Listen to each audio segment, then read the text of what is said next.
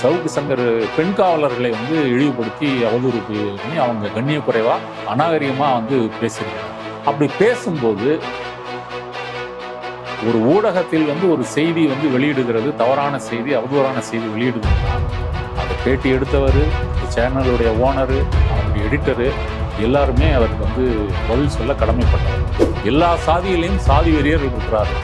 ஆனால் அதற்காக அந்த முழு சாதியுமே அப்படி சாதி வெறி பிடித்திருக்கிறார்கள், அவங்க கலவரம் பண்ணுறாங்க, அவங்க வந்து பிரச்சனை பண்ணுறாங்க அப்படின்னு சொல்ல முடியாது. சவுக்கு என்ன ஸ்டாண்ட் எடுக்கிறாரோ அந்த ஸ்டாண்டை ஆதரிக்கிறது. அப்புறம் சவுக்கு வந்து இங்கே ரெட்பிக்ஸ் வந்து பேட்டி கொடுப்பாரு. இவர் வந்து கலந்துரையாடல் செய்கிறாரு, ஒரு கருத்துருவாக்கம் பண்ணுறாரு. சவுக்கின் கருத்துக்கள் வந்து சரிதான். அவர் வந்து முன்னாடி வந்து அவர் எடப்பாடியை ஒருமையில் திட்டின போது அது சரி. ஓபிஎஸ்ஐ வந்து இவர் தரந்தாழ்ந்து நாகரிகமற்ற முறையில் விமர்சிக்கும் போது அதையும் வந்து அவர் ஆதரிக்கிறாரு. திமுக முதலமைச்சர் அவங்க குடும்பத்தினரை பற்றி சபரீசனோ, உதயநிதி ஸ்டாலினோ, துர்கா ஸ்டாலினோ இவங்களை பற்றி பேசும்போது அதையும் வந்து ஆதரிக்கிறாரு. முதலமைச்சர் குடும்பத்தை பற்றி இவர்கள் இப்படிலாம் பேசுகிறார்கள், அதற்கு வந்து அரசு வந்து எந்த நடவடிக்கை எடுக்கல. இதே போல நீங்க வந்து மோடியை பேச முடியுமா? அப்போ சவுக்கு பொதுவெளியில இது மாதிரி பேசினது பாதி உண்மை பாதி பொய்களை கலந்து பேசினதெல்லாம் இப்போ ஒவ்வொன்றா வந்து வருது. ஒரு பெண் பத்திரிகையாளர் புகார் கொடுத்துருக்குறாங்க. அப்புறம் வீரலட்சுமி தமிழர் முன்னேற்ற முறையா அவங்க வந்து புகாரை கொடுத்துருக்குறாங்க. அப்போ இதெல்லாம் நீங்கள் வந்து ஒரு திமிரோ அலட்சியத்தோட நீங்கள் வந்து அந்த யூடியூப் சேனலில் பேசும்போது இதெல்லாம் உங்களுக்கு தெரியாமல் இருக்குமா? அப்போ நம்ம என்ன வேணால் பேசலாம், நம்ம யாரும் ஒன்றும் பண்ண முடியாது அப்படின்ற அந்த தெனாவட்டு திமிரு தான் இதுக்கு காரணம். உப்பத்துனா தண்ணி குடிக்கணும் மாதிரி இதுக்கு வந்து சவுக்கும் ஃபெலிக்ஸும் வந்து பதில் சொல்லணும். அரண்சை நண்பர்களுக்கு வணக்கம். அரண்சை ஊடகம் சுயேட்சையாக இயங்குவதற்காகவே உருவாக்கப்பட்டது. நாம் செய்கிற வேலை உண்மையிலேயே மக்களுக்காக செய்கிறோம் என்பதை நீங்கள் நம்பினால், வாய்ப்பு இருந்தால் இந்த ரேசர் பே கியூஆர் கோடுக்குள்ளே நீங்கள் வந்து அதை ஸ்கேன் பண்ணி எங்களுக்கு உங்களால் இயன்றதை விருப்பம் இருந்தால் ஆதரவு தெரிவிக்கலாம். அரண்சை நேயர்களுக்கு வணக்கம். நான் மதன் அறிவழகன். இன்றைய நமது சிறப்பு விருந்தினர் தோழர் நாதன் அவர்கள். நிறைய விஷயங்கள் நம்ம அவர்கிட்ட வாதிக்க இருக்கிறோம், அவரை வரவேற்கலாம். வணக்கம் தோழர். வணக்கம். இப்போ ரெட்பிக்ஸ் ஃபெலிக்ஸ் அவர்களை டெல்லியில் வைத்து கைது செஞ்சிருக்கிறாங்க அப்படின்னு தகவல் வந்திருக்குது. ஒரு ஊடகவியலாளர், நீண்ட கால அனுபவம் உள்ளவர், சன் டிவியிலிருந்து அப்புறம் தொடர்ந்து வேலை செஞ்சிருக்கிறார். ரெட்பிக்ஸ் ஆரம்பித்து 10 ஆண்டுகளாக இருக்குது. பல்வேறு சமூக பிரச்சனைகள் குறித்து அவர் விவாதித்திருக்கிறார். அப்படிப்பட்ட ஒரு நபரை வந்து திடீர்னு வந்து ஒரு குற்றவாளியை கைது செய்வது போல சுற்றி வளைத்து தூக்கிட்டு வந்திருக்கிறாங்க அப்படின்னும் போது இது பலருக்கும் ஒரு ஆதங்கத்தை ஏற்படுத்தியிருக்குது. ஒரு ஊடக சுதந்திரம் என்பது பறி போகிறது அப்படிங்கிற ஒரு கேள்வி வருது இல்லை? அதாவதுங்க, ஃபெலிக்ஸ் வந்து டெல்லிக்கு எதுக்கு போனாருன்னா, ப்ரெஸ் கவுன்சில் ஆஃப் இந்தியா அதனுடைய சேர்மனை பார்த்து மனு கொடுக்கறதுக்கு தான் போயிருக்காரு. அந்த மனுவில் என்ன எழுதியிருக்காருன்னு நமக்கு தெரியாது. ஆனால் என்ன இருந்திருக்கும், இந்த மாதிரி தமிழ்நாட்டில் வந்து பத்திரிகை சுதந்திரத்திற்கு ஆபத்து, சேனலை முடக்க பார்க்குறாங்க, என்னையே கைது செய்ய பார்க்குறாங்க, இப்படின்ற மாதிரி எழுதியிருப்பாருன்னு நினைக்கிறேன். ஏற்கனவே வந்து 10ஆம் தேதி இவர் வந்து ஆஜராகி விளக்கம் கொடுக்கணும்னு சொல்லி கோவை சைபர் கிரைம் வந்து நோட்டீஸ் வந்து அனுப்பியிருக்காங்க. அதை ஃபேஸ் பண்ணாமல் இவர் எதுக்கு டெல்லிக்கு போய் மனு கொடுக்கறதுக்கு போனார்? டெல்லி என்பது வந்து ஒன்றிய அரசினுடைய அதிகாரங்கள் குவிந்திருக்கிறது, இந்தியாவினுடைய தலைநகரம். அங்கே வந்து வேற ஒன்றிய அரசின் ஆட்களை எல்லாம் பார்த்து ஏதாவது பண்ணணும்னு கூட அவர் வந்து போயிருந்திருக்கலாம். எனிவே இப்போ chairman, press council of India சேர்மனை பார்க்குறதுக்கு போயிருக்கிறாரு. இங்கே தமிழக போலீஸார் வந்து அவரை அரெஸ்ட் பண்ணியிருக்கிறாங்க. நள்ளிரவு அரெஸ்ட் பண்ணி இப்போ ட்ரெயினில் கூப்பிட்டு வராங்கன்னு செய்தி. என்ன அவர் மேலே கேஸ் போட்டிருக்காங்க, என்ன விவரங்கள் வந்து இது வரைக்கும் போலீஸ் தரப்புலேருந்து அறிவிக்கலை. அது எப்போ வருதுன்னு நமக்கு தெரியல, ஆனால் விரைவில் அறிவிப்பாங்க.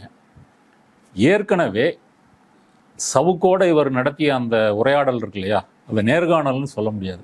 நேர்காணல்னா ஒரு நெறியாளர் வந்து ஒரு பத்திரிகையாளராக இருந்து கேள்வி கேட்பார், பேட்டி சொல்கிறவர் பதில் சொல்லுவார்.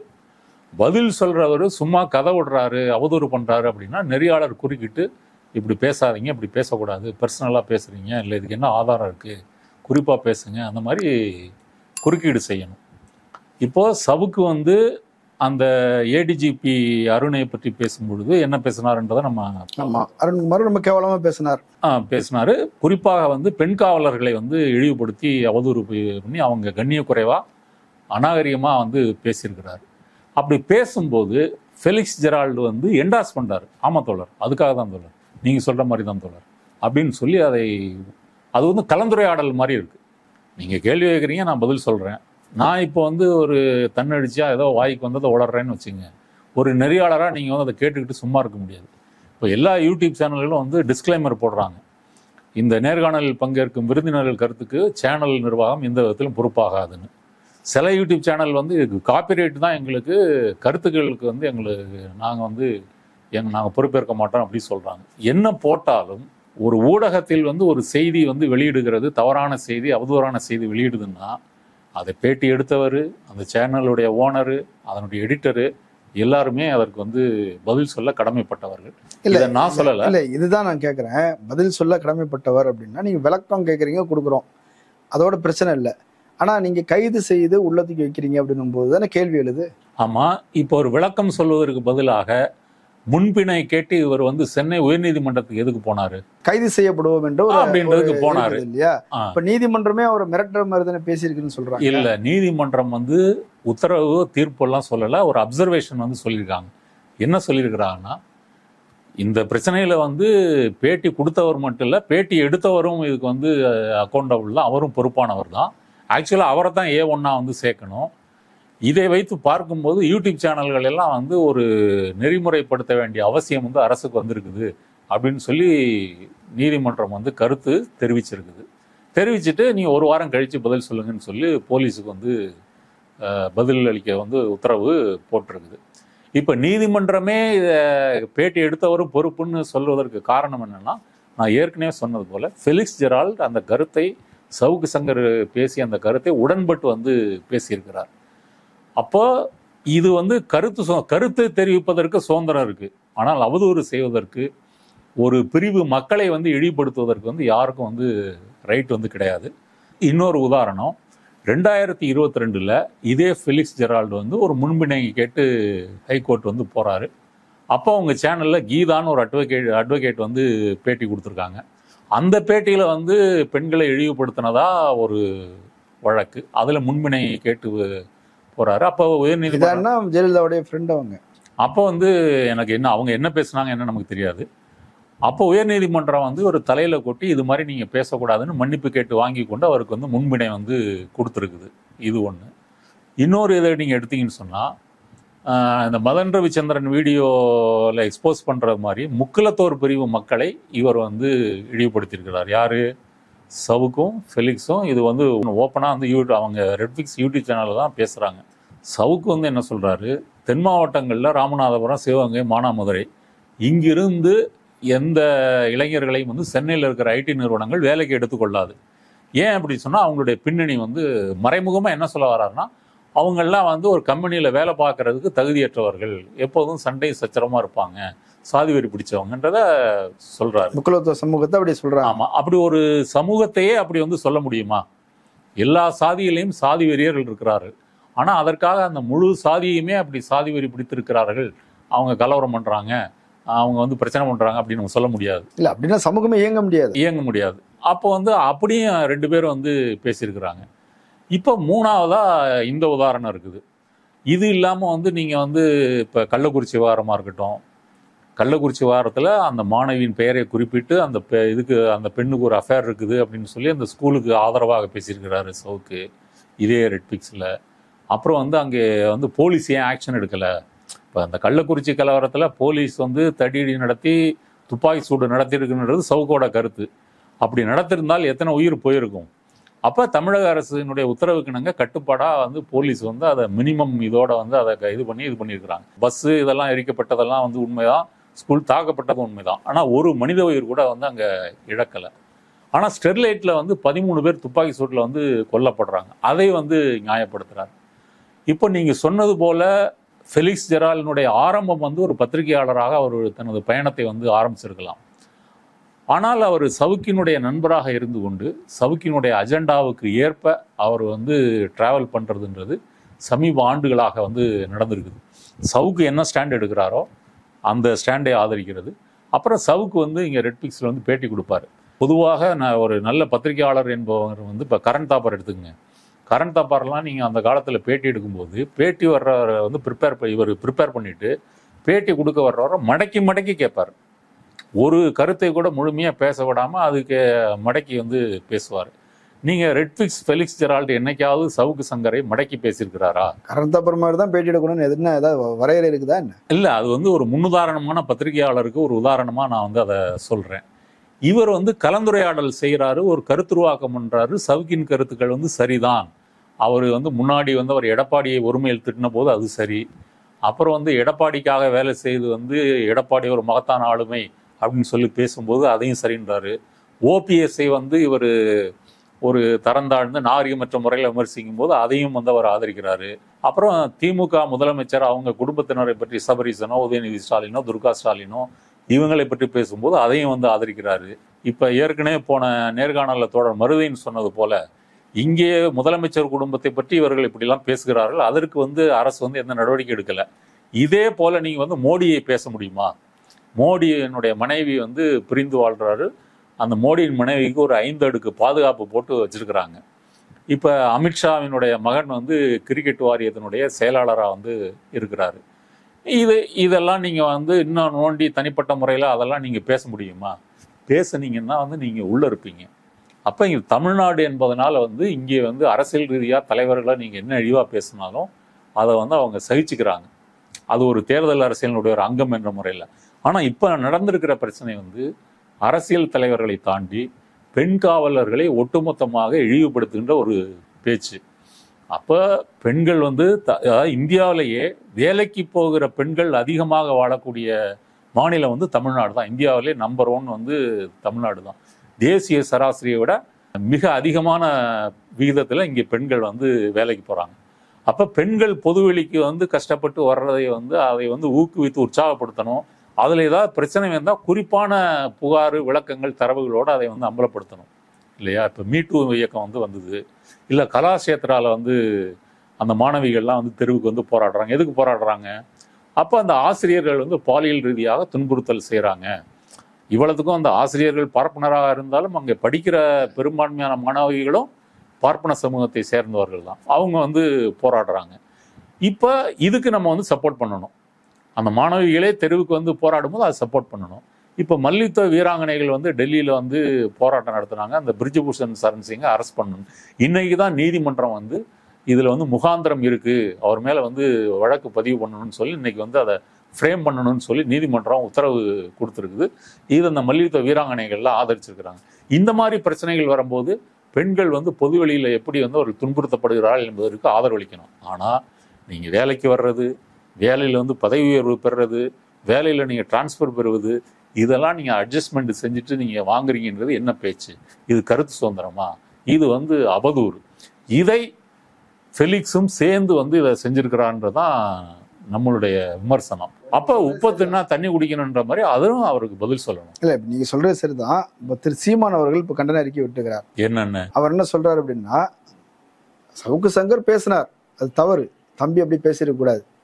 ஆனால் நீங்கள் அது மேலே வழக்கு போடுங்க, நீங்கள் அதுக்கு என்ன தண்டனையோ அதை செய்யுங்க.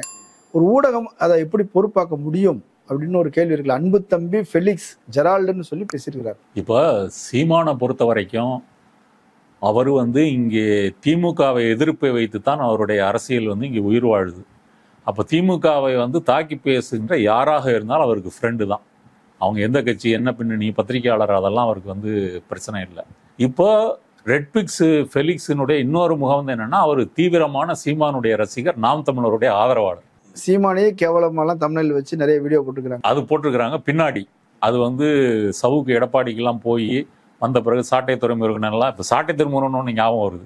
சாட்டை திருமுருகனை பற்றி இதை பற்றி என்ன சொல்லியிருக்கிறாருன்னா, சாட்டை திருமுருகன் வந்து வஞ்ச புகழ்ச்சி அணி மாதிரி சீமான கருத்தை வந்து என்டார்ஸ் பண்ணுற மாதிரி பண்ணிட்டு மறைமுகமாக ஃபெலிக்ஸ் மேலே விமர்சனம் பண்ணியிருக்கிறார்.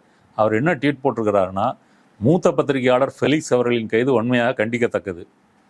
இதை வந்து கண்டிச்சிட்டாரு. பின்னாடி வந்து பாருங்க, இந்த கண்டிக்கிறதுக்கு ஆதரவாக வார்த்தைகள் வரும்னா எதிராக வருது. தனது பிழைப்புக்காக கேவலமான நபர்களே அவர் நேர்காணல் எடுத்திருந்தாலும் பார்வையாளர்களை அதிகரிக்க கேவலமான வார்த்தைகளை பயன்படுத்தி உண்மைக்கு புறம்பாக செயல்பட்டிருந்தாலும் அவர் கைது செய்வதை ஏற்றுக்கொள்ள முடியாது. இது வந்து விமர்சனமா கண்டனமா?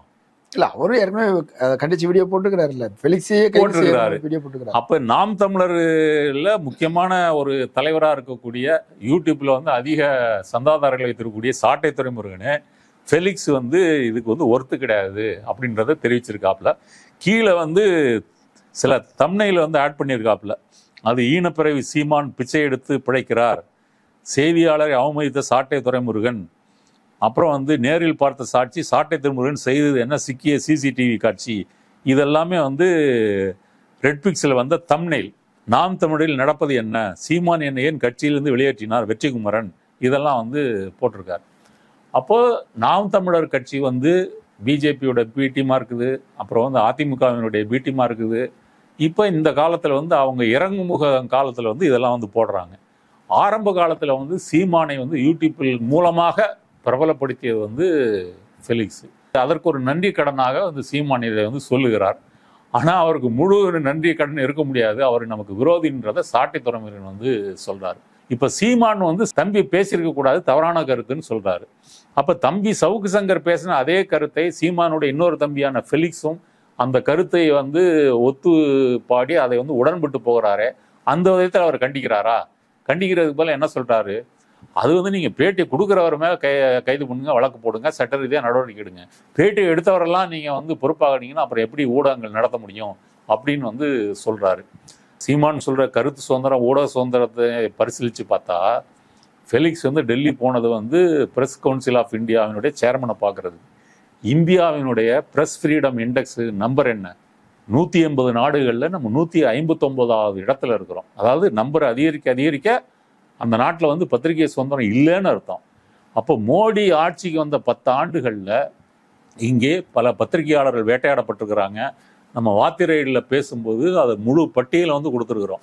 எந்தெந்த பத்திரிகை ஆசிரியர்கள் நீக்கப்பட்டிருக்காங்க, எந்தெந்த பத்திரிகைகள் நெருக்கடிக்கு உள்ளானது, எந்த டிவி சேனலுக்கு வந்து விளம்பரங்களை கட் பண்ணாங்க, சேட்டலைட் லிங்கை வந்து கட் பண்ணியிருக்கிறாங்க, இதெல்லாம் விரிவாக வந்து பேசியிருக்கிறோம்.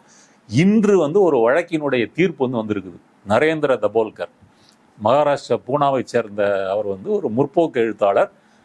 பொதுவாக சமூகத்தில் நிலவக்கூடிய மூட நம்பிக்கை இதெல்லாம் அம்பலப்படுத்தி வந்து எழுதுகிறாரு. அவரை வந்து இந்துத்துவவாதிகள் விரோதி என வந்து டிக்ளேர் பண்ணி பிரச்சாரம் பண்ணுறாங்க. அப்போ சனாதன் சன்சா என்ற ஒரு இந்துத்துவ அமைப்பை சேர்ந்த நபர் வந்து அவரை வந்து 11 ஆண்டுகளுக்கு முன்னாடி சுட்டு கொண்டிருக்கிறாங்க. ஒரு கருத்தை வந்து மக்களுக்கு பலனளிக்கக்கூடிய கருத்தை தெரிவித்ததற்காக தபோல்கர் வந்து சுட்டு கொல்லப்படுகிறார். அந்த வழக்கில் இன்னைக்கு தீர்ப்பு வந்திருக்கு. செஷன்ஸ் கோர்ட் வந்து தீர்ப்பு வந்திருக்குது. 2 பேருக்கு வந்து ஆயுள் தண்டனை, அப்புறம் ஒரு 3 பேரை வந்து விடுதலை பண்ணியிருக்கிறாங்க. இதே சனாதன் சன்சா தான் மற்ற கொலைகள் இருக்கு இல்லையா, கல்பர்கி, கௌரி லங்கேஷ், அந்த கொலைகளையும் அந்த அமைப்பு தான் வந்து சம்மந்தப்பட்டிருக்குது. அது வழக்கு விசாரணை நடந்துகிட்டு இருக்குது. அப்போ நான் என்ன சொல்ல வரேன், வடக்க வந்து நீங்கள் இந்துத்துவா ஆர்எஸ்எஸ் பிஜேபியை எதிர்த்து மக்களிடையே பிரச்சாரம் செய்தால் உங்கள் உயிருக்கு வந்து உத்தரவாதம் இல்லை. அதை தான் இந்த கொலைகள் வந்து காட்டுது.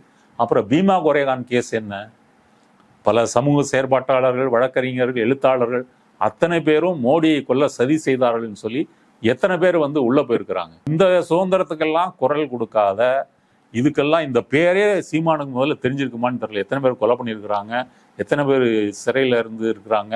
ஏன்னா இந்தியாவை பற்றி கவலை கிடையாதுங்க, நான் தமிழ்நாட்டை பற்றி தான் பேசுவேன். அப்போ ஸ்டான் கே சுவாமி தமிழர் இல்லையா? ஸ்டான் கே சுவாமி திருச்சியை சேர்ந்த ஒரு ஜெசூட் பாதிரியார்.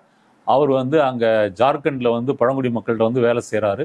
அவர் மோடியை வந்து கொலை செய்ய சதி செய்தார்னு பீமா கோரேகான் வழக்கில் சேர்த்து அவரை வந்து குறுக்க நெடுக்குமாக வட இந்தியாவில் வந்து வேனில் கூட்டிகிட்டு போய் அவரை துன்புறுத்தி குடிப்பதற்கு ஒரு ஸ்ட்ரா கூட கொடுக்காம அந்த பெரியவரை கொன்றீர்களா இல்லையா?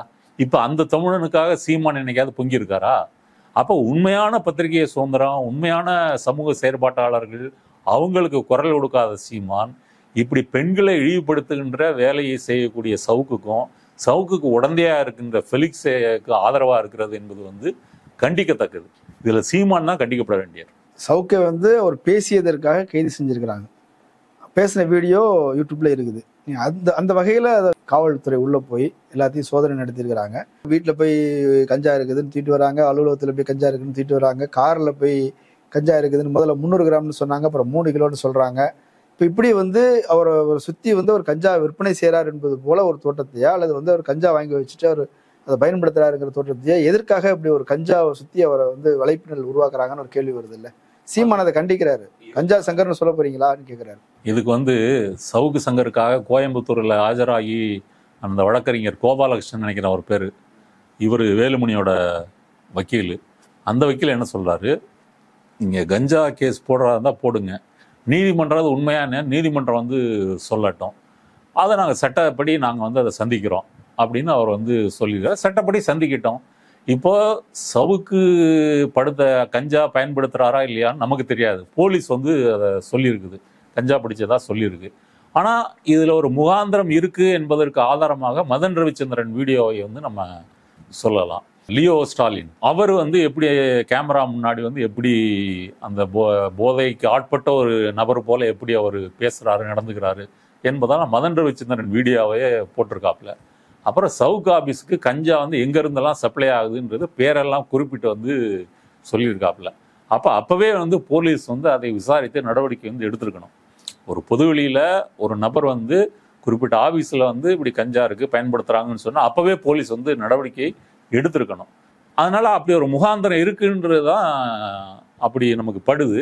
இது உண்மையா இல்லையா என்றதை நீதிமன்றம் விசாரித்து தான் வந்து பதில் சொல்லணும். இல்லை, அதான் வீட்டில் போய் சோதனை போடுறது, அலுவலகத்தில் சோதனை போடுறதுலாம் இப்போ நீங்கள் பார்த்தீங்கன்னா அந்த மதன் ரவிச்சந்திரன் வீடியோவிலே சொல்கிறாரு, ஆதன் தமிழில் உள்ளவங்க தான் உங்களுக்கு சப்ளை பண்ணுறாங்கன்னு சொல்கிறாரு. இப்போ நம்ம ஆதன் தமிழை போய் சோதனை போடுவாங்களா?